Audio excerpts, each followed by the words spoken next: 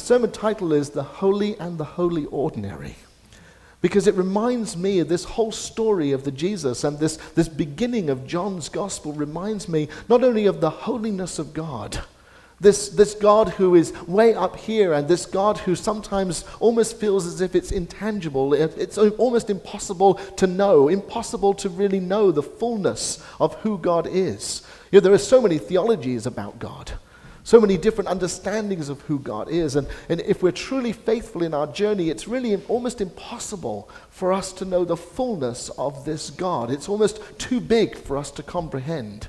You know, so as a child, I remember thinking about what infinity looked like, and I could never quite get there. You know, no words could ever express what it would be like to get to infinity. It just seemed to be going on and on and on, and in so many ways, that's how big our God is. You know, the God is just so big, it's almost impossible to get there. It's almost impossible to get to that final place of who God is, because our words are so limiting. This holiness of the God that we worship. And yet, in so many ways, that God knew that about us and came down through the clouds, through the generations, to this holy, ordinary child of God, Jesus. I don't know about you, but that makes God far more reachable for me. It makes God far more attainable, far more imaginable, and far more real for me that this child Jesus should be the one that we get to see as the God who is amongst us. Now, there's some complications about that.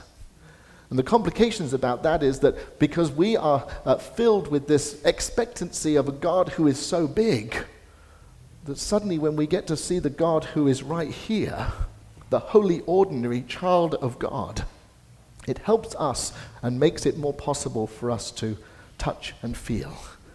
To touch and feel and smell.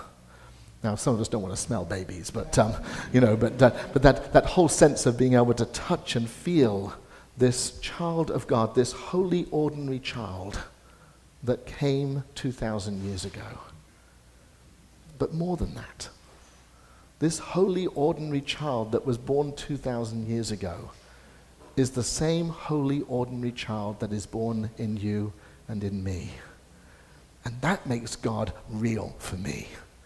It makes God not this unapproachable God, but it makes God the God who I'm able to have relationship with.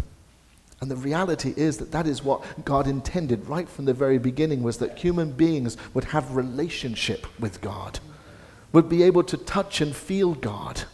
Not to see God as this ogre who's up here, but to see this God who is wholly ordinary in the lives that you and I get to live.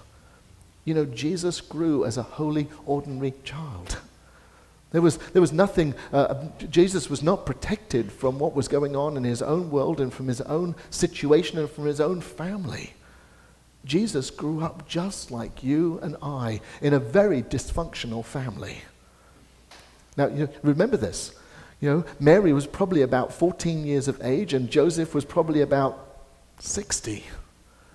And the likelihood is that Joseph died very shortly after Jesus was born, probably in Jesus' teen years. Now we know that Jesus worked alongside Joseph for a while as a carpenter, but Jesus disappears from the picture, and even when Jesus is going to the cross, it's only Mary who comes to Jesus' side. That's not because Joseph is an absent father, and how many of us have known absent fathers in our lives? Oh, just one? A few of us. Oh.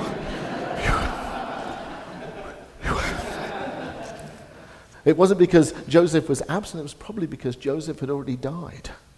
You see, Jesus went through these whole emotions that you and I also, those of us who are mourning parents, Christmas can be a really difficult time for us in families when parents are no longer with us. The great thing about the holy and the holy ordinary is that Jesus went through those same emotions that we go through. Those emotions of separation, those emotions of loss, those emotions of crisis in our own lives. That's what's so wonderful about this holy, ordinary child Jesus, is that Jesus went through the same stuff that you and I go through. And that we are able to relate to that Jesus as the God who was there right from the beginning. The God who is right there in the mess with us now. The God who has not abandoned us, but the God who is with us. That's the holy, ordinary child that we get to see. But it's not just the ones that the wise men saw. It's not just the one that the shepherds saw. It's not just the ones that the angel came and tooted their wonderful trumpets at.